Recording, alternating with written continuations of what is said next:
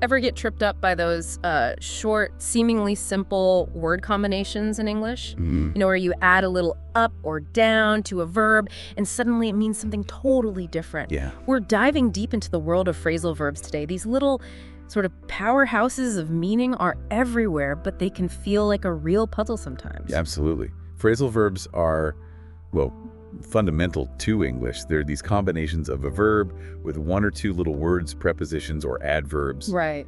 that, like you said, can completely transform the original verb's meaning. Yeah. It's fascinating, really. Like, the verb gets a whole new personality depending on its companions. Exactly. And for this deep dive, we've gathered some great resources that really unpack how these linguistic shapeshifters work. Yeah. We're looking at how they're built, the difference between when they mean exactly what they sound The like literal ones. and when they take on a surprising figurative twist, and even those grammatical quirks about when you can, pull them apart. Hyperbole, yeah. Our mission, to kind of crack the code of phrasal verbs for you, to show you why they might seem tricky, and most importantly, to give you a practical way to start understanding and using them with confidence, without getting bogged down in endless lists. Sounds like a plan. Yeah. So let's start with the basics then. At its core, a phrasal verb is just a verb plus one or two of these little words. Okay. Think get plus up becomes get up, or go plus through becomes go through, and write plus down is write down. Seems simple enough on the surface. It does, yeah. But then English likes to keep us on our toes, doesn't it? Sometimes you get these three-part constructions like look forward to or put up with. Or sit in for, exactly. What's interesting is how these multi-word chunks operate as a single verb. They have a unified meaning. That's the key insight, really. Right. They function as one verb, but their overall meaning often isn't predictable just by looking at the individual words. Right. Take look. By itself, it's just, directing your eyes. Yeah. But then you add for, and it's about searching. Look up to signifies respect. Completely different. Totally. Look forward to expresses anticipation, and just look up can mean finding information, like in a dictionary. Wow. Each of those little additions really bends the original meaning in a new direction. Precisely. And this brings us to a really important distinction. The meaning itself. Some phrasal verbs are wonderfully straightforward, aren't they? Oh, definitely. If someone says, she opened the door and looked outside, your brain instantly gets the picture. Yeah. No problem there. Right. Or she was walking across the street when she heard the sound of an explosion. Walking across. Right, yeah. Pretty clear visual. Exactly. Those are the literal ones. The combined meaning is, well, easily derived from the individual parts. But then we stumble upon the more elusive ones, the idiomatic phrasal verbs, where the meaning takes a figurative leap. That's often where the real head-scratching begins. Right, like our sources mention, can you put me up for tonight? If you just think of put as placing something and up as, a higher position, the phrase doesn't really compute, does it? Not at all. It's not about physically elevating you somewhere for the night. Huh. Yeah. Exactly. What's fascinating here is that put up, in this context, has evolved. It means providing accommodation, letting someone stay at your home. It's a figurative meaning that's become established over time. You might even think of it as a kind of shorthand that English speakers just understand. So if the meaning isn't obvious, how do you even begin to decode these idiomatic ones? Is it just memorization? Well, context is your most valuable tool. Seriously. Before reaching for a dictionary, really pay attention to the situation where the phrasal verb appears. Okay. The surrounding words, the overall topic of conversation. These often provide vital clues to the intended meaning. Think of it like being a detective. You're looking for evidence within the sentence and the situation itself. Okay, use the clues in the neighborhood of the word. That. Now, something that always felt a bit arbitrary, maybe, is whether you can split a phrasal verb. Separability, yes. Sometimes you hear, Mary made up a story, and other times, Mary made the story up. What's the rule there? Or is there a rule? There is. That's the concept of separability. Some phrasal verbs allow you to place the object, the thing being acted upon, either between the verb and the preposition adverb, Right. like made the story up, or after the complete phrasal verb, like made up a story. Both are grammatically correct in that case for make up. Okay. Now, here's a key grammatical point to remember. Very important. Okay, I'm listening. Lay it on me. When the object is a pronoun like it, him, her, them, The preposition or adverb absolutely must follow the pronoun, no exceptions. Ah. So you have to say, she made it up, put it down, or take it off. Saying she made up it simply isn't correct English. It sounds quite wrong. Got it. Pronoun goes in the middle for separable verbs. Crystal clear. But what about those inseparable ones you mentioned earlier? Yes, there are phrasal verbs where you can never split them. The verb and the preposition or adverb must always stick together like glue. It doesn't matter if the object is a noun or a pronoun. Okay, example. A good example from our sources is come across, meaning to find unexpectedly. You'd correctly say, I came across some old photos in a drawer. Right. But you would never say, I came some old photos across in a drawer. It just doesn't work. It sounds really unnatural. Okay. So some you can pull apart, some you can't, and pronouns always get wedged in the middle of the separable ones. It's a bit of a mental juggling act. It can seem that way initially, definitely. Yeah. But honestly, with more exposure and practice, it becomes more intuitive. You start to develop a feel for what sounds right. Okay, I trust you on that one. Now, to really see how this all plays out, let's maybe look at some common phrasal verbs. Yeah, let's do it.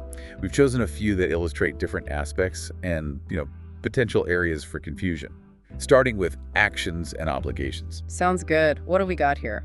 Okay, first up, abide by. This means to respect and follow rules. You might hear, if you want to keep your job here, you must abide by our rules. Standard HR speak. Pretty much. It emphasizes adherence to guidelines. Then there's carry out, meaning to perform a task or instruction. For example, his orders were carried out to the letter, showing precise execution. Okay, those seem fairly clear, actually. What about phrasal verbs related to, say, understanding and reasoning? A good category. Here we have add up, meaning to make sense or be logical. If something doesn't quite compute, you might say, the facts in the case just don't add up. Suggests an inconsistency. Exactly. And then there's account for, meaning to explain something. A common, maybe slightly accusatory question might be, I hope you can account for the time you were out. Definitely a phrase we've all probably heard or maybe even used. How about when we talk about relationships and just getting along with others? Crucial ones here. We have agree with, which simply means to share someone's opinion, like saying, yeah, I agree with you on that. Pretty straightforward. And then there's get along with, which describes having a good relationship. It's often emphasized that it's important to get along with your colleagues or your supervisor. Absolutely key for a smooth team dynamic, for sure. Now, what about when you need to ask for something? Like making a formal request. Ah, yes. That's where apply for comes in. Used for making a formal request, such as when she applied for a grant, or a job, or a visa. Makes sense. And then there's appeal to, which has a couple of interesting shades of meaning. It can mean to make a serious request, like a plea, as in he appealed to the judge for leniency. Okay. Or it can mean to be attractive or interesting to someone, like a quiet evening at home doesn't really appeal to me right now. Context really clarifies which meaning is intended there. That's a great illustration of how versatile these little combinations can be, isn't it? What about our reactions and emotions? Things can get heated there. Indeed. Back down means to withdraw from an argument or position, like the company backed down after the public outcry. Giving in. Essentially, blow up is another one with multiple uses. Literally, it can mean to explode, as in the old building blew up. Or figuratively, it can mean to become very angry very suddenly, like he just blew up when he heard the news. Right, lost his temper. Exactly. And then there's the very useful calm down, a frequent one meaning to become less agitated or upset. Take deep breaths and calm down. Definitely a phrase many of us have needed to use or hear. Let's move on to those chance meetings and discoveries, those little surprises. Sure. Here we have bump into, which means to meet someone unexpectedly. You might say, guess who I bumped into at the grocery store? An old friend. Nice. And a close relation is come across, which we mentioned earlier as inseparable. It means finding something by chance, like I came across this interesting article online. Ah, those little serendipitous moments.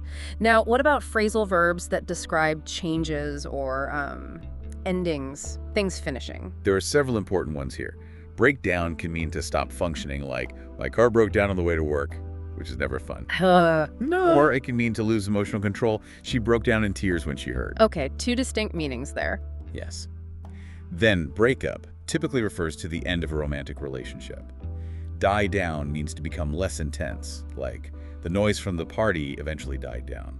Phew.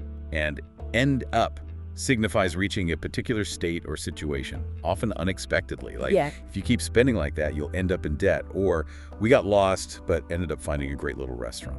Those all paint a clear picture of transition or a final state. Now let's look at some of those everyday practical actions, the really common ones. Right, the workhorses. We have callback, meaning to return a phone call. Simple enough. Call off means to cancel an event, like a game or a meeting. Important distinction from postpone. Very true. Check in and check out are specific to arrivals and departures, usually at hotels or airports. Fill out means to complete a form. Please fill out this application. And find out means to discover information. I need to find out what time the train leaves. Absolutely essential for navigating daily life. Okay, now we've got a few examples here that are particularly figurative or idiomatic, the ones we flagged as potentially tricky earlier. Yes, let's highlight those. Put up with is a classic three-part phrasal verb that's very idiomatic. It means to tolerate something unpleasant without complaining. A very useful life skill sometimes. Huh, indeed.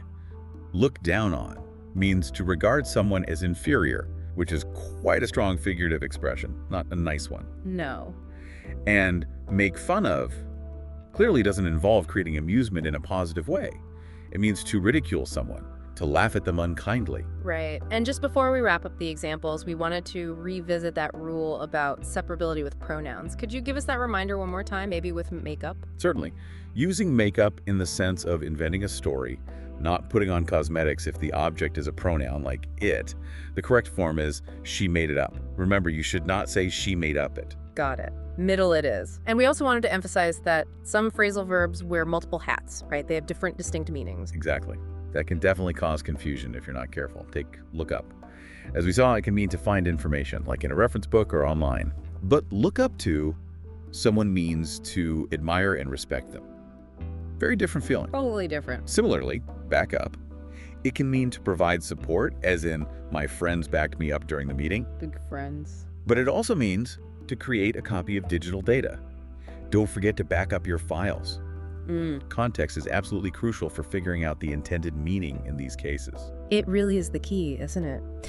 So, wow, we've really covered a lot of ground in this deep dive. We've defined phrasal verbs, looked at their structure, the 2- and 3-part types, explored the difference between their literal and figurative uses, and tackled the sometimes tricky issue of separability. And I think the key takeaway, hopefully, is that while phrasal verbs might seem overwhelming at first, maybe because of those non-literal meanings. Right. Understanding their basic building blocks, that combination of a verb with a preposition or adverb, and actively paying attention to the context are your most powerful tools. You really don't need to memorize exhaustive lists. Focus on understanding how they function. That's great advice. So for you, the listener, here's a little challenge, maybe a provocative thought to end on. Start paying closer attention to the phrasal verbs you encounter today. Just notice them. Yeah, actively listen or look for them. In conversations, in what you read or hear online, in shows, make a mental note of them or even jot them down if you like. Think about how those seemingly small prepositions and adverbs are transforming the meaning of the main verb. See the pattern. Exactly. Even consciously trying to use 1 or 2 new phrasal verbs you've noticed can significantly boost your understanding and how naturally you express yourself in English. It's a process, really, of active observation and gradual incorporation, and every little step makes a difference.